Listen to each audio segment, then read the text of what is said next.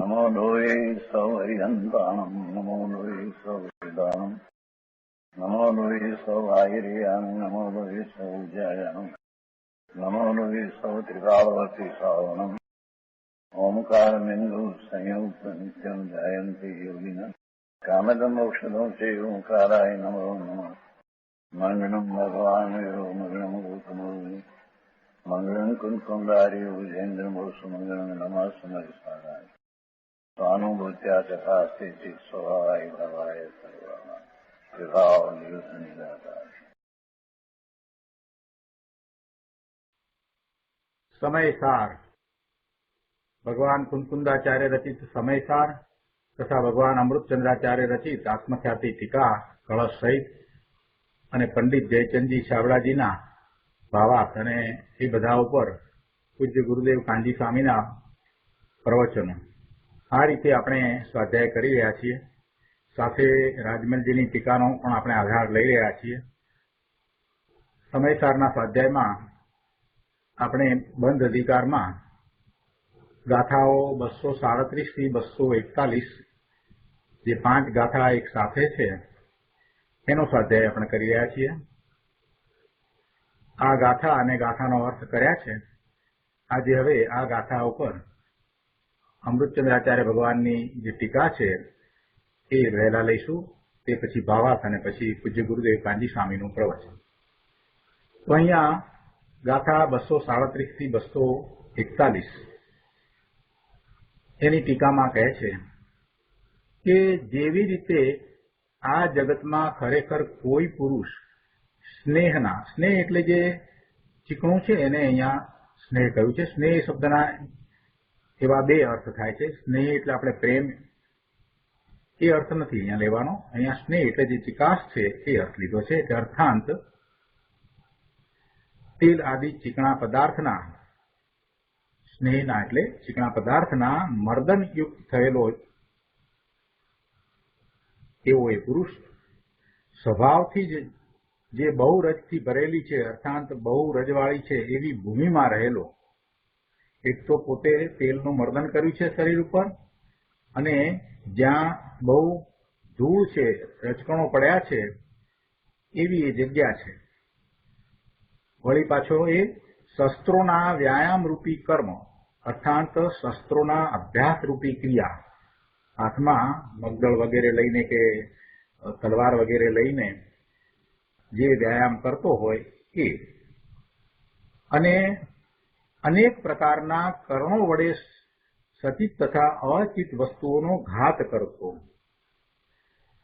અનેક પ્રકારના કર્ણો એટલે સાધનો, પોતે હાથની ક્રિયા કરી અને શસ્ત્રનો ઉપયોગ કરીને સચિત તથા અચિત વસ્તુઓનો ઘાત પણ કરી રહ્યો છે. તે ભૂમિની રજથી બંધાય છે. આવો આ પુરુષ એ ભૂમિની રજથી બંધાય છે, લેપાય છે, એટલે કે એને એ માટી ચોટે છે. તો હવે ત્યાં તમે વિચાર કરો કે તેમાંથી તે પુરુષને આ જે રજકણ ચોટ્યા, જે ધૂળ ચોટી, એ બંધનું કારણ શું હોય? તો કહે છે કે પહેલી વાત આપણે જો લઈએ તો એમ લાગે છે કે પ્રથમ સ્વભાવથી જે બહુ રજથી ભરેલી છે એવી ભૂમિ રજબંધનું કારણ નથી. રજબંધનું કારણ એટલે એ ધૂળ છે એ ખરેખર એ ચોંટવાનું કારણ નથી. કારણ કે જો એમ હોય તો જેમણે તેલનું મર્દન નથી કર્યું એવા બીજા કોઈ પુરુષો ત્યાં ભૂમિમાં રહ્યા હોય તેમને પણ એ રજકણ ચોંટવા જોઈએ, પણ એમ બનતું નથી.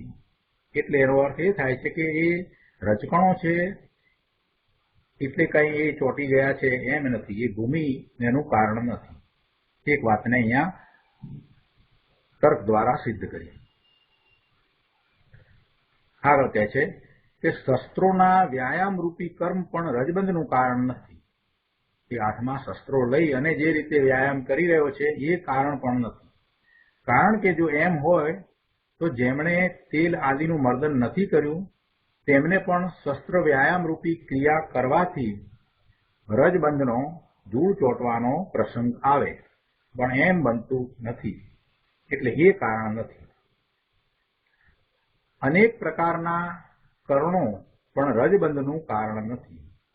હાથ વગેરેથી જે ક્રિયાઓ વગેરે જે કરણ થાય છે એ પણ કઈ રજબંધનું કારણ નથી. કારણ કે જો એમ હોય તો જેમણે તેલનું મર્દન કર્યું નથી તેમને પણ અનેક પ્રકારના કરણોથી રજબંધનો પ્રસંગ આવે.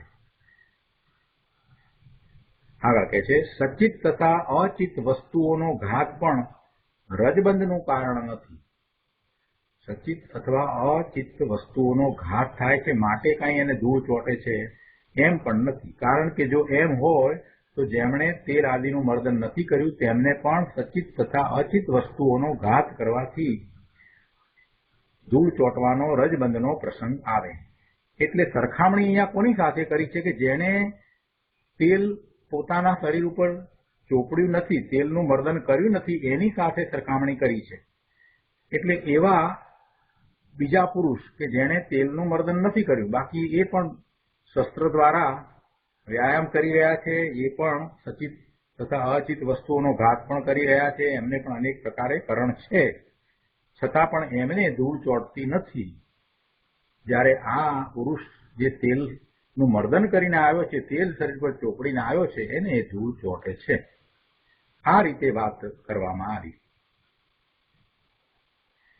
માટે ન્યાયના બળથી જ આ ફલિત થયું, સિદ્ધ થયું કે જે તે પુરુષમાં સ્નેહ મર્દન કરણ અર્થાત જે પુરુષમાં જે તેલ આદિનું મર્દન કરવું તે બંધનું કારણ છે. તેલ ચોપડીને આવ્યો છે એ જ એનું કારણ છે. આ બહુ સહેલું દ્રષ્ટાંત આપણને સમજાયું. તેવી રીતે હવે સિદ્ધાંત સમજાવે છે કે તેવી રીતે મિથ્યા દ્રષ્ટિ પોતામાં રાગ આદિ ભાવો કરતો સ્વભાવથી જ જે બહુ કર્મ યોગ્ય પૂતગલોથી ભરેલો છે એવા લોકમાં કાય વચન મનનું કર્મ અર્થાત કાયા વચન અને મનની ક્રિયાઓ કરતો અનેક પ્રકારના કરણો વડે સચિત તથા અચિત વસ્તુઓનો ઘાત કરતો કર્મરૂપી રજથી બંધાય છે. હવે અહીંયા વિચાર કરો કે એને જે કર્મરૂપી રજ ચોંટે છે એટલે કે કર્મરૂપી રજથી બંધાય છે તો એમાં એ પુરુષને એ બંધનું કારણ કયું? કર્મરજથી એ બંધાય છે એટલે કે એને કર્મનો બંધ પડે છે. કોને? મિથ્યા દ્રષ્ટિ જે પોતાનામાં રાગાદિક ભાવોમાં રહ્યો છે, સ્વભાવથી જ જે બહુ કર્મ યોગ પૂતગળથી ભરેલો છે એવા લોકની અંદર મન, વાણી અને કાયાની ક્રિયા કરતો એ અનેક પ્રકારના કરણો વડે સચિત અને અચિત વસ્તુઓનો ઘાત કરતો એ કર્મથી બંધાય છે, કર્મરૂપી રજથી બંધાય છે. કર્મ અને રજકણો ક્યાંય બંધાય છે એમ કર્મથી બંધાય છે. તો એમાં એ પુરુષને કર્મબંધનું કારણ કયું? તો પહેલાની જેમ જ હવે અહીંયા સિદ્ધાંતમાં પણ એ જ રીતે એક પછી એક વસ્તુ લઈ અને સમજાવવામાં આવે છે. જેમ પેલા પુરુષને માટે એક પછી એક વસ્તુ લઈને સિદ્ધ કર્યું કે ભાઈ તેલ ચોપડીને આવ્યો એ જ એનું કારણ છે, જેથી ધૂળ ચોંટી. એ જ રીતે હવે અહીંયા આ મિથ્યા દ્રષ્ટિ માટે કર્મબંધનું કારણ શું છે એની અહીંયા ચર્ચા કરી અને સમજાવે છે, તર્ક દ્વારા સમજાવે છે. કહે છે કે પ્રથમ પહેલી વાત તો એ છે કે સ્વભાવથી જ જે બહુ કર્મ યોગ્ય પૂતગલોથી ભરેલો છે એવો લોક, પેલામાં જે ઉદાહરણ હતું, દ્રષ્ટાંત હતું, ત્યાં ભૂમિ લેવામાં આવી હતી કે એ ભૂમિ કાંઈ એ રજકણ ચોંટવાનું કારણ નથી એમ લીધું હતું. એ જ રીતે અહીંયા આ લોક લીધો કે આ લોક છે એ કાંઈ કર્મબંધનું કારણ નથી. સ્વભાવથી જ જે બહુ કર્મ યોગ્ય પૂતગલોથી ભરેલો લોક છે, તો પૂતગલોથી ભરેલો લોક તો છે જ, પણ ત્યાં કંઈ બધાને એમ બંધ પડી જાય છે એમ નથી. એ તર્ક દ્વારા આપણને સમજાવે છે કે એવો લોક એ કાંઈ બંધનું કારણ નથી. કારણ કે જો એમ હોય તો સીધો કે જેઓ લોકમાં રહેલા છે તેમને પણ બંધનો પ્રસંગ આવે. કેવળ જ્ઞાન પ્રગટ કરીને કેવળી ભગવાન દેહ છોડી અને પછી એક સમયમાં સિદ્ધશિલા ઉપર બિરાજી જાય છે, એ લોકાકાશના અગ્રસ્થાને છે, એટલે લોકમાં છે. એ જ રીતે તીર્થંકર ભગવાન પણ એક સમયમાં શરીર છોડી અને પછી સિદ્ધશિલા ઉપર બિરાજી જાય છે, એટલે ત્યાં જે સિદ્ધો બિરાજેલા છે એમને પણ જો લોક એ કર્મબંધનું કારણ હોય તો એમને બંધનો પ્રસંગ આવે. એટલે એનો અર્થ એ થયો કે લોક છે એ કાંઈ કર્મબંધનું કારણ નથી. લોક છે અને લોકની અંદર કારણને રજકણો પણ છે, પૂતગળોથી ભરેલો લોક છે, બહુ કર્મ યોગ્ય પૂતગળોથી ભરેલો લોક. જો એમ શબ્દ મૂક્યા છે. કર્મ યોગ્ય એટલે એ કર્મને રજકણો વિવિધ પ્રકારના 148 પ્રકારની કર્મની પ્રકૃતિને યોગ્ય એ કર્મણ રજકણો એ પૂતગળોથી ભરેલો છે, પણ એ કાંઈ એનું કારણ નથી, કર્મબંધનું કારણ નથી. જો એ કર્મબંધનું કારણ હોત તો પછી આ સિદ્ધોને પણ કર્મબંધ થવો જોઈતો હતો. એટલે લોક છે એ કર્મબંધનું કારણ નથી. એક વાત સિદ્ધ કરી. હવે બીજી વાત સિદ્ધ કરે છે કે કાય વચન મનનું કર્મ, અર્થાત કાય વચન મનની ક્રિયા સ્વરૂપ યોગ. કર્મ એટલે અહીંયા ક્રિયા. કોની ક્રિયા? કાયાની, વચનની અને મનની. કાયાની, વાણીની અને મનની ક્રિયા એ પણ બંધનું કારણ નથી. કારણ કે જો એમ હોત, એવું હોય તો યથાખ્યાત સંયમીઓને પણ કાય વચન મનની ક્રિયા હોવાથી કર્મબંધનો પ્રસંગ આવે. યથાખ્યાત ચારિત્ર જેમને પ્રગટ થયું છે એમને કાંઈ કર્મનો બંધ પડતો નથી. યથાખ્યાત ચારિત્ર કોને પ્રગટ થયું છે? જેમણે બધા કસાયોનો અભાવ કર્યો છે એમને યથાખ્યાત ચારિત્ર પ્રગટ થયું છે. તો એમને તો કાંઈ હવે કર્મનો બંધ પડતો નથી. જોકે આપણે 13મા ગુંઠાને પણ માનીએ છીએ કે યોગને કારણે એમને કર્મનો બંધ પડે છે, પણ એ કર્મનો બંધ કેવો છે? તો કે એમાં સ્થિતિબંધ તો છે નહીં, અનુભાગ પણ છે નહીં, કેમ કે કસાયોનો અભાવ છે. એટલે યોગને કારણે તો માત્ર પ્રકૃતિ અને પ્રદેશ બંધ પડે છે. પ્રકૃતિ અને પ્રદેશ બંધ છે અને સ્થિતિ અને અનુભાગ નથી. એવા કર્મબંધને ખરેખર જોવા જઈએ તો કર્મબંધ કહી શકાય નહીં. પણ જ્ઞાનની અપેક્ષાએ જ્યારે વાત ચાલતી હોય ત્યારે આપણે એમ કહીએ કે એ યોગ છે, મન વાણી કાયાનો યોગ છે, કર્મબંધનું કારણ છે. અને તીર્થંકર ભગવાન ને કેવડી ભગવાનને પણ એ યોગને કારણે એક સમયનું સાકાવેદનીય કર્મ બંધાય છે, બીજા સમયે ભોગવાઈ જાય છે અને કરી જાય છે, એમ આપણે જાણીએ છીએ. પણ એમાં શું કર્મબંધ કયો થયો? કર્મબંધ તો કાંઈ થયો નહીં. કર્મબંધની અંદર પ્રકૃતિબંધ, પ્રદેશબંધ, સ્થિતિબંધ અને અનુભાગબંધ એમ 4 પ્રકારે બધું હોય તો એ કર્મબંધ કહેવાય. પણ આમાં તો સ્થિતિબંધ અને અનુભાગ તો છે નહીં, માત્ર પ્રકૃતિ અને પ્રદેશબંધ છે. એટલે સ્થિતિ તો કેટલી છે? એક સમય એટલે કેટલો સૂક્ષ્મ ભાગ, અને એક સમયે નો એ બંધ પડે, બીજા સમયે તો ખરી જાય, બીજા સમયે એ હોય નહીં, ભોગવાઈ ગયો એમ. આ સાતાવેદનીયનો બંધ પડે પાછો. એટલે એવા બંધને અહીંયા ગણવામાં નથી આવ્યો. એટલે એ અપેક્ષાથી વાત છે કે યથાખ્યાત ચારિત્ર જેમણે પ્રગટ થયું છે એવા સંયમીને પણ કાયા, વચન અને મનની ક્રિયા હોવાથી એ જો યોગ બંધનું કારણ હોય તો એ બંધનો પ્રસંગ આવે. એટલે એમને એ યોગ પણ બંધનું કારણ નથી. મન, વાણી અને કાયાનો યોગ ખરેખર કર્મબંધનું કારણ નથી. એના પછી કહે છે કે અનેક પ્રકારના કરણો પણ બંધનું કારણ નથી. કારણ કે જો એમ હોય તો કેવળ જ્ઞાનીઓને પણ તે કરણોથી બંધનો પ્રસંગ આવે. કરણો છે ને, હાથ પગ આદિ વિહાર પણ થાય છે, એટલે એમને કાંઈ કર્મનો બંધ પડતો નથી. એટલે એનો અર્થ એ થયો કે એ કરણો પણ બંધનું કારણ નથી. એના પછી છે સચિત તથા અચિત વસ્તુઓનો ઘાત પણ બંધનું કારણ નથી. અહીંયા જરાક ધ્યાન રાખીને સમજવાનું છે કે કઈ રીતે વાત છે. સચિત તથા અચિત વસ્તુઓનો ઘાત પણ બંધનું કારણ નથી. ઘણાને આ વાત બેસવી અઘરી પડે, જેને શાસ્ત્રના અભ્યાસ ન હોય અને જે અપેક્ષાએ જે રીતે વાત કરવામાં આવી હોય એ રીતે ન સમજે અને ઉપર છેલ્લું થોડુંક સાંભળીને ચાલ્યા જાય, એ બહાર નીકળી, સભાની બહાર નીકળી અને હંમેશા સમજ્યા વગર ગમે તેમ બોલતા હોય છે. અને આવું જ જૈન દર્શનનું સ્વરૂપ છે કે અનેકાંતે વાત ચાલતી હોય અને ત્યાં બેસીને અભ્યાસ કરવો પડે, અને અભ્યાસ ન કર્યો હોય તો બહાર નીકળીએ તો આપણે સાચું પામવાને બદલે મિથ્યા પામીને આવીએ. પૂરેપૂરો વ્યવસ્થિત બરાબર અભ્યાસ કરવો જોઈએ. કોઈ કામનામાં આટલું વાક્ય સાંભળી અને અત્યારે સ્વાધ્યાયમાંથી નીકળી જાય કે તેના જો આ તો શું કહે છે, સચિત તથા અચિત વસ્તુઓનો ઘાત પણ બંધનું કારણ નથી. પણ ભાઈ શું વાત ચાલે છે, આગળ ને પાછળની બધી વાતને સાંભળને, શું કહેવા માંગે છે એ તો સમજ પ્રભુ. આ અન્ય દર્શનોમાં આ મિથ્યાત્વ કેવી રીતે આવ્યું? આ રીતે આવ્યું કે તીર્થંકર ભગવાન, કેવડી ભગવાન વિચરતા હોય અને ત્યાં ભગવાનની વાણી હોય, એ વાણીને પૂરી સાંભળે નહીં, સમજે નહીં, અને એકાદ વાક્ય સાંભળી નીકળી જાય અને બહાર જઈ અને પોતે કોઈક ધર્મની સ્થાપના કરી દે. એટલે એકાદ બે વાત સાચી હોય અને બીજું બધું અડધું પડધું ખોટું હોય. કેમ કે અનેકાંતનું સ્વરૂપ જે છે એ અનેકાંત દ્વારા તો એમણે વસ્તુના સ્વરૂપને વસ્તુના સ્વરૂપને એ સમજ્યા નથી કે બીજી અપેક્ષાએ શું છે એ તો વાત સમજ્યા નથી.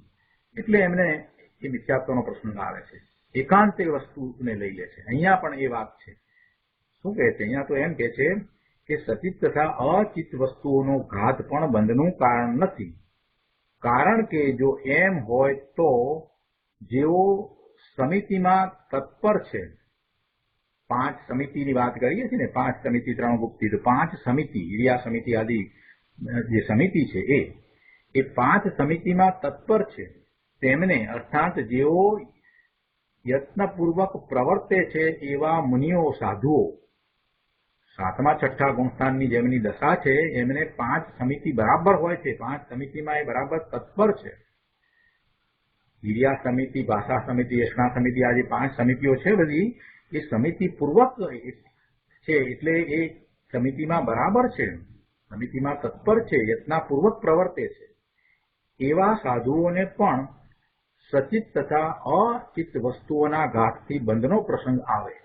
એટલે કહેવાનો અર્થ છે કે દાખલા તરીકે એ મુનિ છે એ વિહાર કરીને જાય છે તો ક્યારેક કોઈક વખત એવા સૂક્ષ્મ દેખાય નહીં એવા શરીરવાળા, શરીર સાથે રહેલા જીવો વિહાર દરમિયાન કચરાઈ પણ જાય, જે નરી આંખથી દેખાતા પણ નથી એવા, તો એ સચિતનો ઘાત થયો એમ કહી શકાય.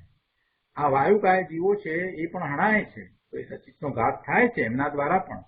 એ જ રીતે અચિત વસ્તુઓનો પણ ઘાત થાય છે, પણ એમને કાંઈ ઘાત કરવો નથી.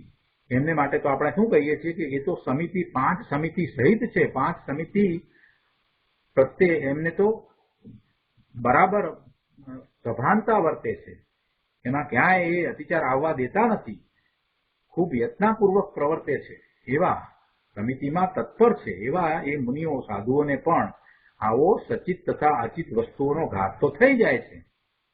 અને એમ થાય તો એમને પણ બંધનો પ્રસંગ આવવો જોઈએ, એમને પણ કર્મબંધ થવો જોઈએ, પણ એમ તો થતું નથી, એમ તો થતું નથી. માટે એ સચિત અને અચિત વસ્તુઓનો ઘાત છે તે ન્યાયથી સમજીએ તો બંધનું કારણ નથી. હવે આ બધાનો સરવાળો કરીને હવે સમજાવે છે કે માટે ન્યાય બળથી જ આ ફલિત થયું કે જે ઉપયોગમાં રાગાદિકરણ, અર્થાત ઉપયોગમાં જે રાગાદિકનું કરવું તે બંધનું કારણ છે. કેમ કે સૌથી પહેલા શરૂઆતમાં જ એ વાત કરી કે મિથ્યા દ્રષ્ટિ છે એ પોતાનામાં રાગાદિક ભાવો કરતો આ જે અનેક પ્રકારે કર્મ કરે છે, મન વચન કાયાની પ્રવૃત્તિ પણ એને છે, અનેક પ્રકારના કરણો સહિત એ સચિત અચિત વસ્તુઓનો ઘાત કરે છે, એને કર્મનો બંધ પડે છે. એટલે મિથ્યા દ્રષ્ટિની અહીંયા વાત લીધી હતી અને રાગાદિક ભાવો કરતો એમ વાત લીધી હતી. એટલે આ બધા એક પછી એક કારણને તપાસતા છેવટે એ વાત ફલિત થઈ કે રાગાદિક ભાવે પરિણમન થાય છે એ જ કર્મબંધનું કારણ છે. એનો ઉપયોગ એ રાગાદિક રૂપ થાય છે એ જ બંધનું કારણ છે. ઉપયોગમાં જે રાગાદિકનું કરવું, જ્ઞાન દર્શનનો ઉપયોગ એ ધ્રુવ તરફ ઢળીને પોતાના સ્વરૂપનું જ્ઞાન કરવા વાળો થવો જોઈતો હતો, એમ ન થતા એ રાગાદિક ભાવે થાય છે. એ જ કર્મબંધનું કારણ છે. ભાવાર્થમાં પંડિતજી કહે છે કે અહીં નિશ્ચયને પ્રધાન કરીને કથન છે. જ્યાં નિર્બાધ હેતુથી સિદ્ધિ થાય તે જ નિશ્ચય છે. નિશ્ચયને પ્રધાન કરીને કથન કરવામાં આવ્યું છે, એટલે કે વ્યવહારને ગૌણ કરીને અહીંયા વાત લીધી છે. અને જ્યાં નિર્બાધ હેતુથી કોઈ પણ પ્રકારની બાધા વિના સિદ્ધિ થાય એ જ નિશ્ચય છે. નિશ્ચયને સમજાવી દીધો. નિશ્ચય શું છે કે જેમાં હેતુની સિદ્ધિ થાય એ નિશ્ચય છે. હેતુની સિદ્ધિ ન થાય તો નિશ્ચય નહીં. અને એ પણ હેતુની સિદ્ધિ કેવી? નિર્બાધ, કોઈ પણ પ્રકારે વચમાં વિઘ્ન બાધા આવે નહીં અને એમ હેતુની સિદ્ધિ થાય એ નિશ્ચય છે. અને એવું નિશ્ચયને પ્રધાન કથન અહીંયા કરવામાં આવ્યું છે. આ ભૂમિકા બાંધી.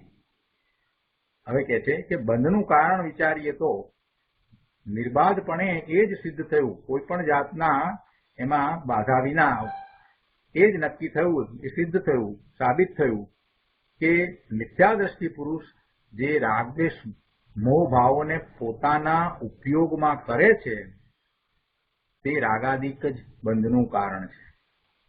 તે સિવાય બીજા બહુ કર્મયોગ પૂતગલોથી ભરેલો લોક કે પછી મન વચન કાયાના યોગ અને કર્ણો તથા ચેતન અચેતનનો ઘાત એ બંધના કારણ નથી.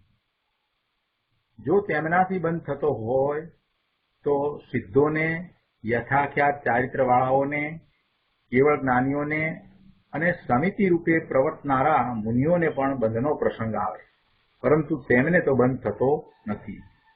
તેથી આ હેતુઓમાં, આ કારણોમાં વ્યભિચાર આવ્યો. એટલે કે આ બીજા બધા કારણોને બંધનું કારણ માનવામાં આવે તો એમાં વ્યભિચાર થાય છે. એટલે એ બધા કારણો બંધનું કારણ નથી એમ કહેવું છે.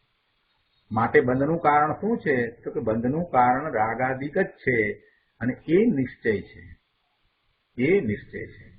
બીજી એક અહીંયા સ્પષ્ટતા કરી છે કે અહીં સમિતિ રૂપે પ્રવર્તનારા મુનિઓનું નામ લીધું.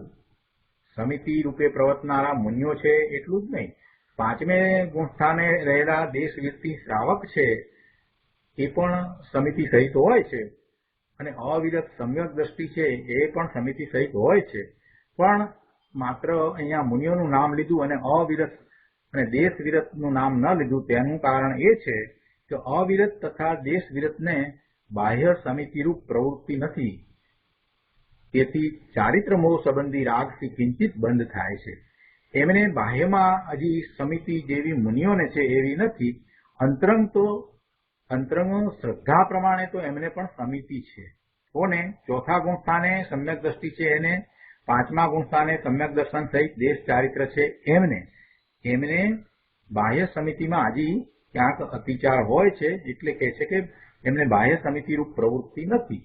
તેથી ચારિત્ર મોહ સંબંધી રાગથી કિંચિત ક્યારેક બંધ થાય છે. માટે એમને સમિતિ છે, શ્રદ્ધામાં તો સમિતિ છે, છતાં એમનું નામ ન લીધું અને મુનિઓનું નામ લીધું. આ એક સ્પષ્ટતા કરવામાં આવી. એટલે સર્વથા બંધનના અભાવની અપેક્ષામાં એમનું નામ ન લીધું. બાકી અંતરંગની અપેક્ષાએ તો અંતરંગ દશાનો વિચાર કરીએ તો ચોથા અને પાંચમા ગુણસ્થાનની દશામાં જે છે એમને પણ ખરેખર તો નિર્બંધ જાણવા, એટલે બંધ વિનાના જાણવા. એમને પણ શ્રદ્ધામાં તો સમિતિ પણ છે અને એમને પણ કર્મબંધ નથી, નિર્બંધ જાણવા. આ એક સ્પષ્ટતા કરી. પાંચે ગાથાઓની બરાબર એક સાથે લઈ અને જે રીતે સ્પષ્ટતા કરવામાં આવી, કેમ કે પાંચ ગાથા દ્વારા આખો પ્રસંગ જણાવ્યો છે અને એની સાથે તુલના કરી અને કર્મબંધનું કારણ સમજાવ્યું છે. એટલે પાંચ ગાથા એક સાથે લઈ અને જે વાત અમૃતચંદ્રાચાર્ય ભગવાને કરી અને એના ઉપરથી ભાવાર્થ જે પંડિતજીએ કર્યો એ બહુ સહેલાઈથી સમજાય એવો છે. તે છતાં પ્રયોજનભૂત વાત, તાત્પર્યભૂત વાત આપણે સમજવી જોઈએ અને એ માટે આપણે પૂજ્ય ગુરુદેવ કાંજી સામેનું પ્રવચન લઈએ. પ્રવચન રત્નાકર ભાગ 8. એમાં પાના નંબર 14 ઉપર કહે છે કે પ્રથમ સ્વભાવથી જ જે બહુ રજથી ભરેલી છે એવી ભૂમિ રજબંધનું કારણ નથી, કારણ કે જો એમ હોય તો જેમણે તેલ આદિનું મર્દન નથી કર્યું એવા પુરુષો કે જેઓ તે ભૂમિમાં રહેલા હોય તેમને પણ રજબંધનો પ્રસંગ આવે. એટલે આ તો દ્રષ્ટાંતની વાત છે. એટલે એ ભૂમિ એનું કારણ નથી. ભૂમિમાં ઘણી રજ છે, છતાં એ જે બીજા પુરુષો તેલ ચોપડ્યા વિનાના હોય એમને કાંઈ રજબંધ થતો નથી, તેથી એ કારણ નથી. એ વાત લીધી છે. ત્યાર પછી એના પછીના ત્રીજા પેરેગ્રાફમાં શસ્ત્રોના વ્યાયામની વાત લીધી છે અને એમાં પણ ગુરુદેવે કહ્યું છે કે એ પણ રજબંધનું કારણ નથી. જો એમ હોય તો જેમણે તેલ આદિનું મર્દન નથી કર્યું તેમને પણ શસ્ત્ર વ્યાયામ રૂપી ક્રિયાથી રજબંધનો પ્રસંગ આવે, પણ એમ તો બનતું નથી. એટલે આ બધી વાત ફરીથી સમજાવી છે. ત્રીજા કારણને પણ લીધું છે કે જે અનેક પ્રકારના કરણ એ પણ કાંઈ રજબંધનું કારણ નથી. એવી રીતે ચોથું, સચિત તથા અચિત વસ્તુઓનો ઘાત પણ રજબંધનું કારણ નથી.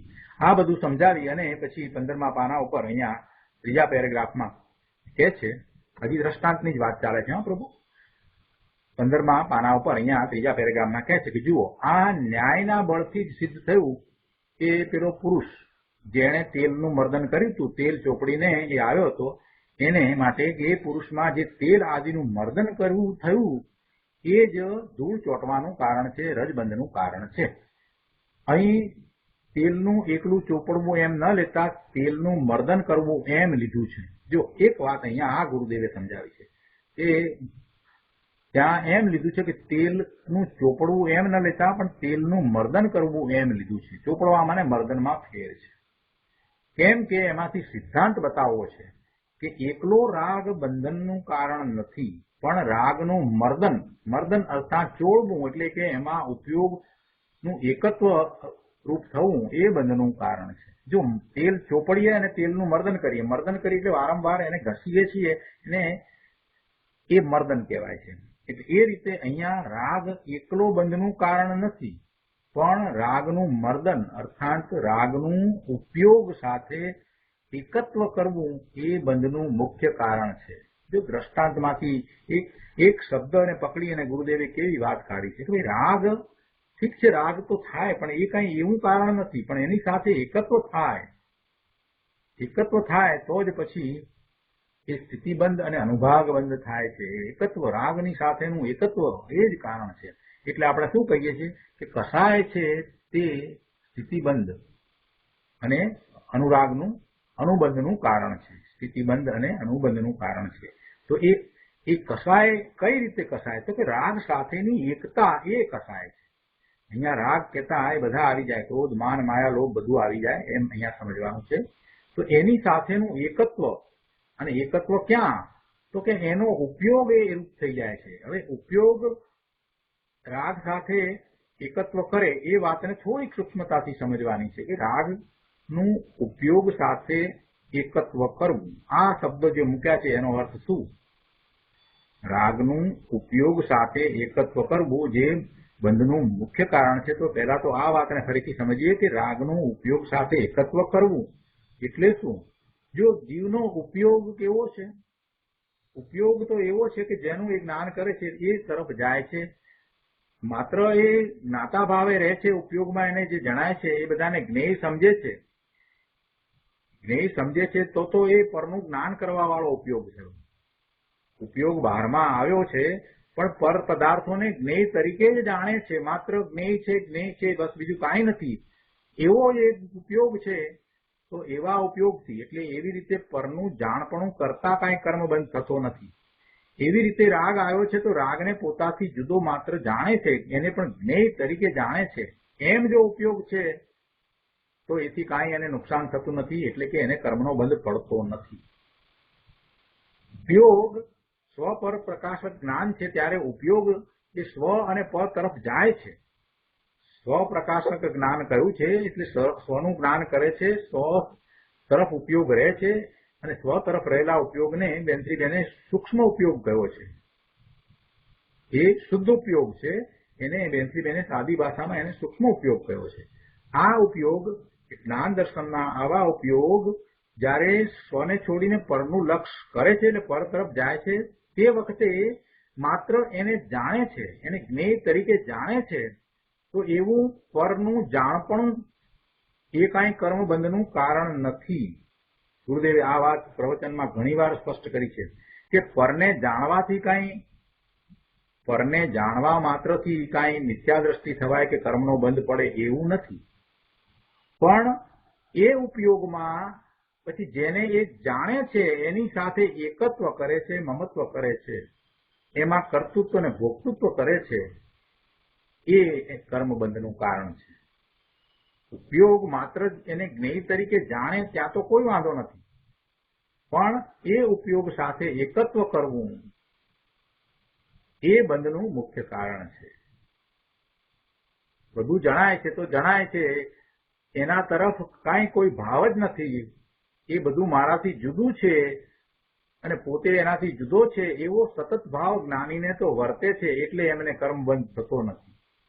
એટલે રાગને પણ જ્ઞેય તરીકે જાણવો, ઉપયોગ જ્યાં જશે ત્યાં એનું જ્ઞાન કરશે, એને જ્ઞેય તરીકે જાણશે. ઉપયોગ ત્યાં ગયા વગર જ્ઞેય ને કેવી રીતે જાણે? એટલે ઉપયોગ જે તરફ જાય છે એનું એને જ્ઞાન થાય છે, એ જ્ઞેય છે.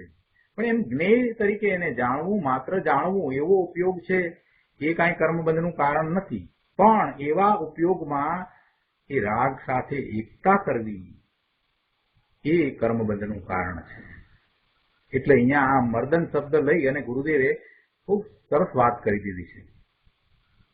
આગળ કહે છે કે હવે સિદ્ધાંત, એટલે આ તો દ્રષ્ટાંતની વાત ઉપરથી આપણને આ વાત લીધી, પણ હવે મૂળ જે દ્રષ્ટાંત લીધું એના ઉપરથી જે સિદ્ધાંત છે એ વાતને ગુરુદેવ અહીંયા સમજાવે છે કે તેવી રીતે મિથ્યા દ્રષ્ટિ પોતામાં રાગાદિક, એટલે રાગાદિક ભાવો કરતો સ્વભાવથી જ જે બહુ કર્મયોગ્ય પૂતગલોથી ભરેલો છે એવા લોકમાં કાય વચન મનનું કર્મ, અર્થાત કાય વચન મનની ક્રિયા કરતો અનેક પ્રકારના કરણો વડે સચિત તથા અચિત વસ્તુઓનો ઘાત કરતો કર્મરૂપી રજથી બંધાય છે. ત્યાં હવે વિચાર કરો કે તેમાંથી તે પુરુષને કર્મબંધનું કારણ કયું છે. આ વાત જે આવી ટીકામાં, એને અહીંયા ગુરુદેવ સમજાવતા કહે છે કે જુઓ શું કહ્યું કે આત્મા ચૈતન્ય મૂર્તિ પ્રભુ અખંડ એક જ્ઞાન આનંદ સ્વરૂપ છે. એવો ભગવાન આત્મા છે. પહેલા તો આ વાતને તમે નક્કી કરો કે એવો જ છે, અને પછી જ આગળ વાત ચાલે. આત્મા ચૈતન્ય મૂર્તિ પ્રભુ અખંડ એક જ્ઞાન આનંદ સ્વભાવ છે. તેને નહીં ઓળખતા, તેને નહીં જાણતા, તેનું નહીં લક્ષ કરતા, વર્તમાન અવસ્થામાં જે શુભાશુભ રાગ આદિ થાય છે તેને કે જાણે છે. કઈ રીતે જાણે છે? કે પોતે એ રૂપે છે એમ જાણે છે. એટલે વર્તમાન અવસ્થામાં જે શુભાશુભ રાગ આદિ થાય છે તેને પોતાનું સ્વરૂપ માને છે, એવો એ મિથ્યા દ્રષ્ટિ છે. અને એવા મિથ્યા દ્રષ્ટિની વાત કરતા અહીંયા કહ્યું છે કે એવા મિથ્યા દ્રષ્ટિ પર નિમિત્ત આદિ સંયોગ અને સંયોગી ભાવમાં રોકાયેલા હોય છે. રહેવું ક્યાં જોઈએ? એને અખંડ એક જ્ઞાન આનંદ સ્વરૂપ પોતાનું તત્વ છે, પોતાનું સત્વ છે, પોતે ચૈતન્ય મૂર્તિ ભગવાન આત્મા છે, ત્યાં રહેવાનું હતું, એને ઓળખવાનો હતો. તો એને નહીં ઓળખતા એ વર્તમાન અવસ્થા, આ વર્તમાન પર્યાયમાં જે શુભાશુભ રાગ આદિ થાય છે એને પોતાનું સ્વરૂપ માને છે. એમ એ મિથ્યા દ્રષ્ટિ છે. જે પોતે નથી એને પોતાનું સ્વરૂપ માને છે. એટલે રાગ આદિ રૂપે પોતે છે એ જ પોતાનું સ્વરૂપ છે. પેલું તો ખબર જ નથી એને. પોતે ત્રિકાળ ચૈતન્ય મૂર્તિ શુદ્ધ ભગવાન આત્મા, એ તો વાત ખબર જ નથી. પોતે જ્ઞાયક તત્વ છે, પોતે અવિનાશી છે, એ તો વાત ખબર જ નથી. એટલે પોતાને કઈ રીતે માને છે? તો વર્તમાન પર્યાય જેવડો જેવો માને છે.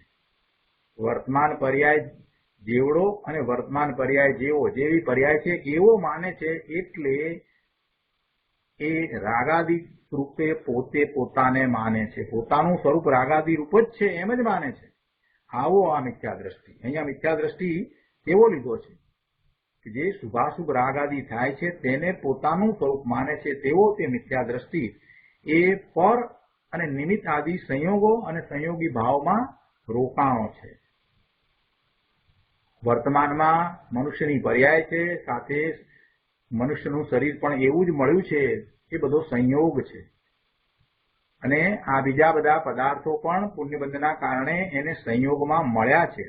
આ ઘર, કપડા, કાર, કોમ્પ્યુટર પણ બધું મળ્યું છે. એ બધા સંયોગે મળ્યા છે. એટલે એનું નિમિત્ત પામીને એમાં એ રોકાઈ ગયો છે. એનું નિમિત્ત પામીને એની સાથે જે ચેષ્ટાઓ કરે છે, જે ભાવ કરે છે, એ રીતે એ સંયોગી ભાવમાં રોકાણો છે. આ મારું, આનું આમ કરવું, આનું તેમ કરવું, આ બધા જે સંયોગો મળ્યા છે એ સંયોગો સાથે એ જોડાઈ ગયો છે. એમ એ સંયોગી ભાવમાં રોકાયો છે. આવો આ મિથ્યા દ્રષ્ટિ. પોતાનું સ્વરૂપ શું છે એ ખબર નથી, એવો એ મિથ્યા દ્રષ્ટિ. જો આ વાત અહીંયા મહત્વની છે, એટલા માટે આપણે આ લઈએ છીએ અહીંયા કે આવું જેને છે એને કર્મનો બંધ થાય છે.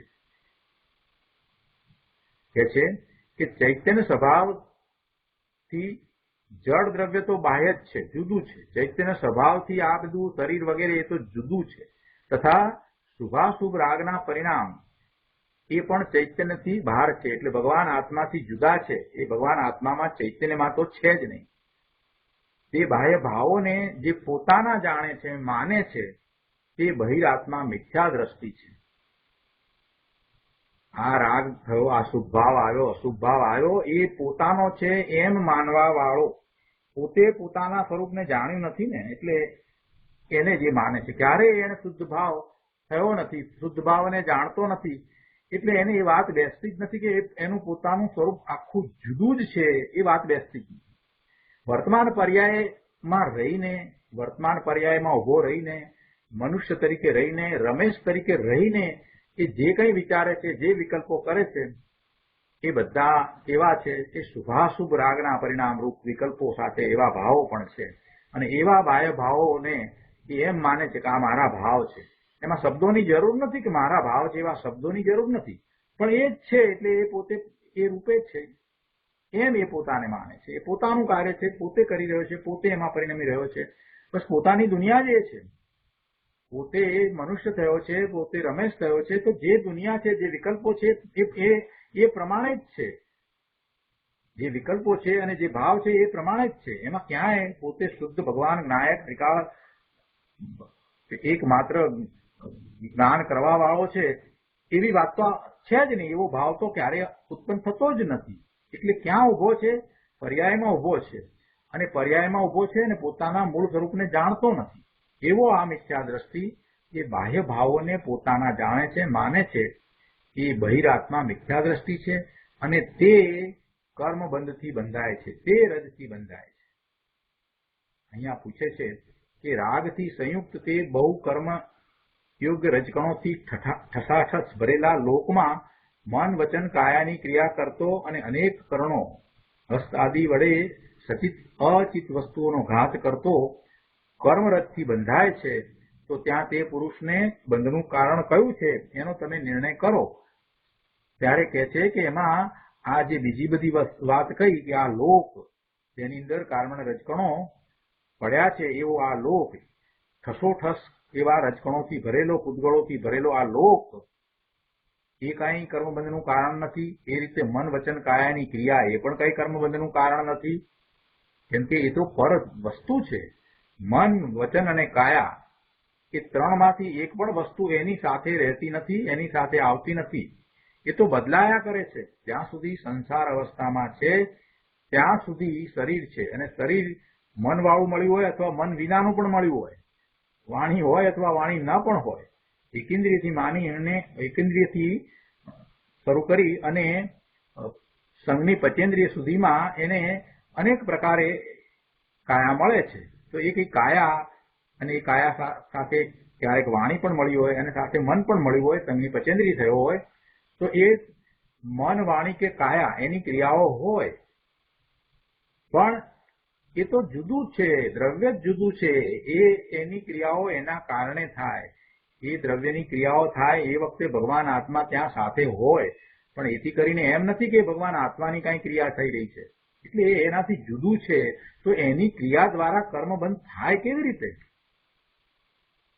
જરાક લોજિકથી વિચાર કરીએ કે એક દ્રવ્ય બીજા દ્રવ્યનું કાર્ય કરે નહીં, ત્યારે આ પૂદગળ દ્રવ્યના પરિણામો જે થઈ રહ્યા છે એ જીવ દ્વારા કેવી રીતે થાય? એટલે જીવને એવા કર્મનો બંધ કાંઈ મન વચન કાયાની ક્રિયા દ્વારા થતો નથી. જો અહીંયા બંધની વાત કરી છે એટલે ભાવબંધ લેવાનો છે. અહીંયા ભાવબંધની વાત છે. ભાવબંધ થાય કેવી રીતે? કે ન થાય, એ મન વચન કાયાની ક્રિયા દ્વારા ન થાય. અને ત્રીજું કારણ અહીંયા પાછું લીધું છે કે અનેક કરણો હસ્ત આદિ એ દ્વારા પણ એને કર્મબંધ થતો નથી. કેમ કે જ્ઞાનીઓને એવા કર્મબંધ થતા નથી, એમને પણ કર્ણ તો છે. અને પછી ચોથી વસ્તુ લીધી કે સચિત અચિત વસ્તુઓનો ઘાત કરતો એ કર્મથી બંધાય છે? ના, એમ પણ નથી. કેમ કે સચિત અને અચિત નો ઘાત તો 7મા ગુણસ્થાને 6ઠ્ઠા ગુણસ્થાને જે પ્રત્યુષ્વ સંવેદન સહિત પોતે રહ્યા છે એવા મુનિઓ એમને પણ થાય છે. એટલે એથી કાંઈ કર્મબંધ થતું નથી. સચિત અચિત વસ્તુઓનો ઘાતથી પણ થતું નથી. એટલે અહીંયા એક જ વસ્તુ બાકી રહી કે મિથ્યાત્વ જે છે, રાગ આદિરૂપ પોતાનો ઉપયોગ થાય છે, ઉપયોગમાં રાગ સાથે એકત્વ થાય છે, એ જ કર્મબંધનું કારણ છે. હવે એ એક પછી એક વસ્તુને અહીંયા સમજાવી છે કે પહેલી વાત તો કે સ્વભાવથી જે બહુ કર્મ યોગ્ય પૂદગળોથી ભરેલો છે એવો લોક બંધનું કારણ નથી. કારણ કે જો એમ હોય તો સિદ્ધો કે જેઓ લોકમાં રહેલા છે તેમને પણ બંધનો પ્રસંગ આવે, પણ એમ નથી. કેમ કે લોકાગ્રે બિરાજમાન સિદ્ધ ભગવાનને ત્યાં કર્મયોગ પૂદગળો હોવા છતાં ત્યાં પણ કર્મયોગ પૂદગળો પડ્યા છે. સિદ્ધશિલા ઉપર પણ કર્મયોગ પૂદગળો છે, ત્યાં પૂદગળોનો અભાવ નથી કઈ, ત્યાં પણ પૂદગળો છે, છતાં પણ કર્મબંધ એમને પડતો નથી. કર્મબંધ તો એક રાગથી સંયુક્ત પુરુષને જ થાય છે. માટે ઉપયોગમાં રાગનું સંયુક્તપણું એ જ બંધનું કારણ છે. પણ સ્વભાવથી જ બહુ કર્મયોગ પૂદગળોથી ભરેલો આ લોક છે, એ લોક કાંઈ બંધનું કારણ નથી. આગળ 16મા પાના ઉપર કહે છે કે શુભ ભાવ સારો છે, ભલો છે, અને અશુભ કે બુરો છે, એવા બે ભાગ આપણે પાડીએ છીએ ને, એવા એ બે ભાગ આ ભગવાન આત્મા શુદ્ધ ચૈતન્ય વસ્તુ છે એની અંદર નથી. શુભ ભાવ ભલો અને અશુભ ભાવ બુરો એવા બે ભાગ શુદ્ધ ચૈતન્યના એકાકાર ચિરાકાર એટલે જ્ઞાન આકાર સ્વભાવમાં નથી. ભગવાન આત્માના સ્વભાવમાં આ કાંઈ શુભ ને અશુભ એવા કાંઈ બે ભાગ નથી. એ શુભ ભાવ સારો અને અશુભ ભાવ ખરાબ ને આવું બધું ભગવાન આત્માના સ્વભાવમાં તો નથી. ભગવાન આત્મા તો એને માત્ર જ્ઞેય તરીકે જાણે છે. પણ અજ્ઞાનને લીધે મિથ્યા દ્રષ્ટિએ એવા બે ભાગ પાડી દીધા છે. શું પાડી દીધા? કે શુભ ભાવ ભલો છે, સારો છે, અને અશુભ ભાવ છે તે ખરાબ છે, બુરો છે. પણ બંને શુભ કે અશુભ બંને ભાવ બંધનું જ કારણ છે, એ કાંઈ મુક્તિનું કારણ નથી. એટલે એ તો એવા ભાગ પાડી અને અજ્ઞાની વર્તી રહ્યો છે, મિથ્યા દ્રષ્ટિ એમ એ બે ભાગ પાડે છે, એ તો વિષમતા છે અને એ બંધનું કારણ છે. ભગવાન સિદ્ધ તો પૂર્ણ સંભાવે વિતરાગ ભાવે પરિણમ્યા છે. તેથી ત્યાં કર્મયોગ પૂદગળો હોવા છતાં પણ સિદ્ધ ભગવાનને બંધ નથી. માટે કર્મયોગ પૂદગળોથી ભરેલો લોક એ બંધનું કારણ નથી. આગળ 3જા પેરેગ્રાફમાં કહે છે, મન વચન કાયાની વાત કરતા કહે છે કે જો મન વચન કાયાની ક્રિયા સ્વરૂપ યોગ એ પણ કાંઈ બંધનું કારણ નથી. જો યોગની ક્રિયા બંધનું કારણ હોય તો યથાખ્યાત સંયમીઓને પણ બંધ થવો જોઈએ. એવા યથાખ્યાત ચારિત્ર સહિત છે એવાઓને પણ બંધ થવો જોઈએ. અકસાઈ વિતરાગી મુનિવરને યોગની ક્રિયા હોય છે. કસાય વિનાના વિતરાગી મુનિવરને યોગની ક્રિયા હોય છે તો તેને પણ બંધ થવો જોઈએ. 11મે 12મે ગુણસ્થાને શુક્લ ધ્યાનમાં પણ મનનું નિમિત્ત છે, મનની ક્રિયા છે, છતાં ત્યાં કસાય નથી, તેથી બંધ થતો નથી. કેમ કે યોગની ક્રિયા બંધનું કારણ નથી. 13મે ગુણસ્થાને કેવળીને પણ વચન યોગ છે, કાય યોગ છે, પરંતુ ત્યાં કસાય નથી, તેથી બંધ થતો નથી. આ પ્રમાણે સિદ્ધ થયું કે યોગ એ બંધનું કારણ નથી. અને આપણે હમણાં જ સ્પષ્ટતા કરી એ પ્રમાણે આપણે જે કહીએ છીએ કે યોગ જે છે એ કર્મબંધનું કારણ છે, તો પણ એ કેવા કર્મબંધનું કારણ છે કે જેમાં એ બંધની અંદર સ્થિતિબંધ કે અનુભાગ બંધ પડતો નથી, માત્ર પ્રકૃતિ અને પ્રદેશ બંધનું જ એ કારણ છે.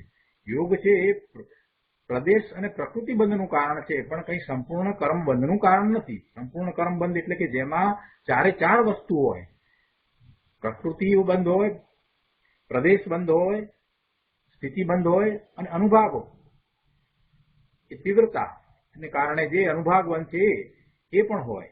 એટલે એવા ચારે પ્રકારે જો બંધ પડ્યો હોય તો એને ખરેખર કર્મ બંધ કહેવામાં આવે છે. પણ આવું તો થતું નથી, કેમ કે કસાય જ નથી, કસાય છે જ નહીં, વિતરાગ દશા છે, તો પછી એમાં એ અનુભાગ અને સ્થિતિ બંધ થતા નથી. તો એ કર્મ બંધ થયો એને ખરેખર તો બંધ કહી શકાય પણ નહીં, કેમ કે સ્થિતિ જ નથી. સ્થિતિ નથી, સ્થિતિ નથી એટલે શું? એક જ સમય, એક સમય તો કેટલો સૂક્ષ્મ છે. આગળ ત્રીજી વાત કરે છે અહીંયા કે અનેક પ્રકારના કરણો પણ બંધનું કારણ નથી, અને જો એમ હોય તો કેવળ જ્ઞાનીઓને પણ તે કરણોથી બંધનો પ્રસંગ આવે. ગુરુદેવ સમજાવે છે કે જુઓ શું કહ્યું કે જો કરણો બંધનું કારણ હોય તો પૂર્ણ વિતરાગપણે પરિણમેલા કેવળી અરિહંતોને પણ બંધ થવો જોઈએ, કેમ કે તેમને કરણો નામ ઇન્દ્રિયો તો છે પણ એમ બનતું નથી. તેથી સિદ્ધ થયું કે અનેક પ્રકારના કરણો બંધનું કારણ નથી, મિથ્યા દ્રષ્ટિને બંધ છે, કેમ કે રાગથી સંયુક્તપણું જ બંધનું કારણ છે.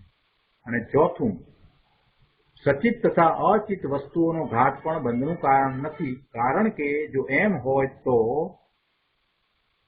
જેઓ સમિતિમાં તત્પર છે તેમને, અર્થાત જેઓ યત્નપૂર્વક પ્રવર્તે છે એવા સાધુઓને પણ સચિત તથા અચિત વસ્તુઓના ઘાતથી બંધનો પ્રસંગ આવે.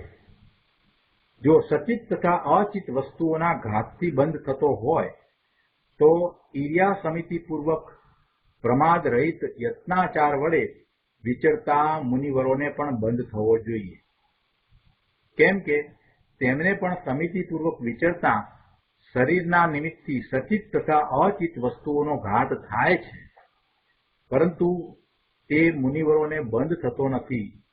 તેથી સિદ્ધ થયું કે સચિત તથા અચિત વસ્તુઓનો ઘાત બંધનું કારણ નથી.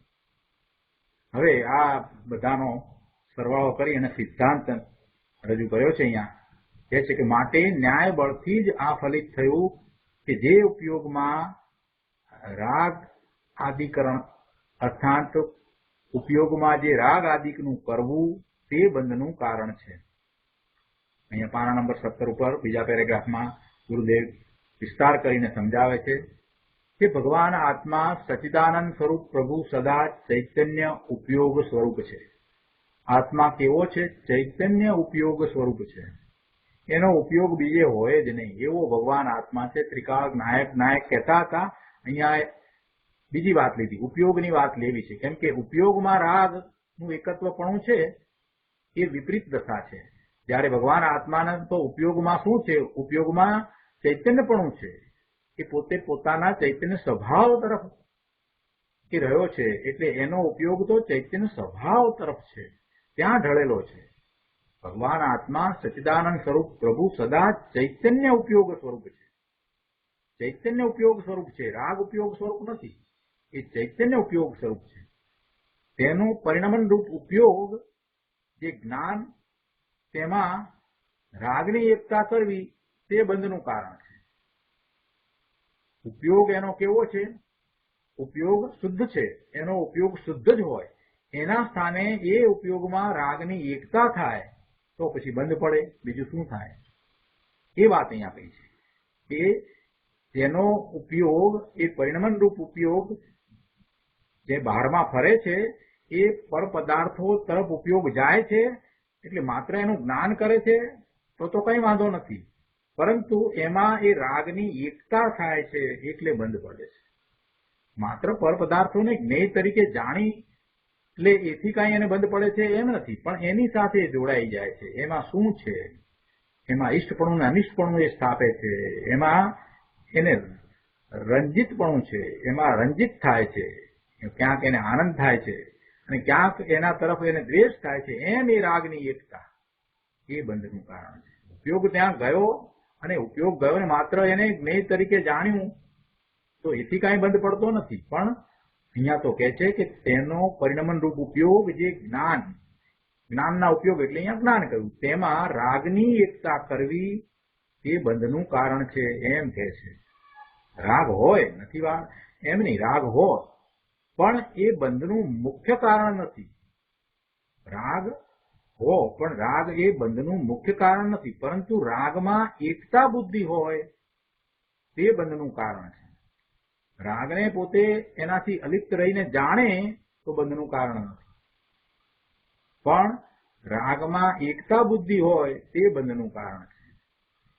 જેટલું એકત્વ છે એટલો વિશેષ બંધ છે, જેટલું વધુ એકત્વ છે એટલો વધુ બંધ પડે છે. રાગ તરફ ઉદાસીનતા છે, રાગને જાણે છે અને એના તરફ ઉદાસીનતા છે, રાગ ઝેર જેવો લાગે છે, તો એ કાંઈ બંધનું કારણ થતું નથી. છતાંય ઉપયોગ તો એ રાગને જાણવા વાળો થયો છે, પણ એ રાગમાં એને ક્યાંય એકતા બુદ્ધિ નથી એટલે એને બંધ પડતો નથી. રાગ હો પણ એ બંધનું મુખ્ય કારણ નથી, પરંતુ રાગમાં એકતા બુદ્ધિ હોય તે બંધનું કારણ છે. અહીંયા દર્શન શુદ્ધિથી એકદમ વાત ઉપાડી છે. દર્શન શુદ્ધિથી વાત ઉપાડી છે એટલે શું કે દર્શન એટલે શ્રદ્ધા અહીંયા લેવાનું છે કે શ્રદ્ધામાં એને શુદ્ધિ, દર્શન શુદ્ધિ, શ્રદ્ધા સમ્યક થવી, શ્રદ્ધા એની સમ્યક હોવી, શ્રદ્ધા સમ્યક હોય એની એ વાત લીધી છે, દર્શન શુદ્ધિની વાત લીધી છે. એટલે શ્રદ્ધા કેવી હોય? રાગ દેખાય ભલે દેખાય, રાગને એ જાણે પણ એમાં એકતા બુદ્ધિ ન હોય. શ્રદ્ધામાં શું હોય કે એ રાગ મારો નથી, રાગ સાથે મારે કોઈ સંબંધ નથી એમ એની શ્રદ્ધા હોય, એવી સમ્યક શ્રદ્ધા હોય, એવી સાચી શ્રદ્ધા હોય, એવી દર્શન શુદ્ધિ. રાગ છે તો છે રાગ, ભલે છે રાગ હોય પણ એ અને હું જુદા, એવી શ્રદ્ધા, એ સાચી શ્રદ્ધા, એવી દર્શન શુદ્ધિ. એટલે કહે છે ગુરુદેવ કે અહીંયા દર્શન શુદ્ધિથી એકદમ વાત ઉપાડી છે. મિથ્યા દ્રષ્ટિને રાગમાં એકતા બુદ્ધિ છે તે જ બંધનું કારણ છે એમ અહીંયા સિદ્ધ કરવું છે ને. એટલે સમ્યક દ્રષ્ટિને જે અલ્પ રાગ છે અને તેનાથી મિથ્યાત્વ અને અનંતાનુબંધી સિવાયનો જે અલ્પબંધ છે, મિથ્યા દ્રષ્ટિને અનંતાનુબંધી કસાય તો ગયો છે, મિથ્યાત્વ ગયું છે. સમ્યક દ્રષ્ટિને મિથ્યાત્વ અને અનંતાનુબંધી કસાય ગયા છે, એટલે સમ્યક દ્રષ્ટિને જે અલ્પ રાગ છે એ મિથ્યાત્વ અને અનંતાનુબંધી સિવાયનો છે, એટલે એવો અલ્પબંધ પણ એને છે. તેને અહીંયા ગૌણ ગણી અને બંધનું કારણ કહેવામાં આવ્યું નથી, એટલે એ બંધની વાત નથી. સમકીતીને સમ્યક દ્રષ્ટિ છે એને મિથ્યાત્વ નથી અને અનંતાનુબંધી કસાયનો અભાવ થયો છે, એટલે એને જે રાગ છે એ રાગને કારણે એને અલ્પબંધ પણ છે, પણ એને અહીંયા ગૌણ કરી અને એને બંધનું કારણ ન કહેતા એને બંધ નથી એમ કહેવામાં આવ્યું છે. સમકીતીને અસ્થિરતાના રાગને કારણે જે અલ્પબંધ છે, અસ્થિરતા એટલે પોતાના સ્વરૂપમાં સ્થિરતા નથી થતી, પુરુષાર્થમાં થોડીક નબળાઈ થાય છે, પરનું લક્ષ થાય છે, એટલે એ અસ્થિરતા. અસ્થિરતાનો અર્થ શું કરવાનો છે? અસ્થિરતા ક્યાં અસ્થિરતા? અસ્થિરતા તો ચારિત્રનો દોષ છે, અને ચારિત્રના દોષને કારણે અનંતભાવ થાય એમ બને નહીં. ચારિત્રના દોષને કારણે એને મિથ્યાત્વ નથી, અનંતાનુબંધી નથી, ત્યારે કાંઈ અનંતભાવ થાય એવું બને નહીં. એટલે એ અસ્થિરતા જે છે એ તો ચારિત્રનો દોષ છે અને એને તો એ દૂર કરી લેશે, કેમ કે એ તો સમકીતી છે. મિથ્યાત્વ ગયું છે, અનંતાનુબંધી કસાય પણ ગયો છે, ત્યારે એને ક્યારેક કિંચિત એ અસ્થિરતાનો રાગ હોય અને એને કારણે અલ્પબંધ પણ છે, તો એને અહીંયા મુખ્ય ન ગણતા મિથ્યા દ્રષ્ટિની વાત લીધી છે કે મિથ્યા દ્રષ્ટિને જે રાગ છે એ રાગની એકતા બુદ્ધિથી મિથ્યાત્વ અને અનંતાનુબંધીનો બંધ થાય છે, એ મુખ્યપણે બંધ છે. પેલાને તો ગૌણ કરી અને ગણવામાં નથી આવ્યો. એને જે અલ્પબંધ થાય છે એને ગૌણ કરીને એને અહીંયા ગણતરીમાં લીધો નથી. અહીંયા વાત કોની ચાલે છે કે જે મિથ્યાત્વ અને અનંતાનુબંધીનો બંધ થાય છે તે જ મુખ્યપણે બંધ છે, એ વાત ચાલે છે. અને એ વાત અહીંયા સિદ્ધ કરવી છે કે એ મિથ્યાત્વને કારણે, રાગની એકતાને કારણે એવો બંધ થાય છે.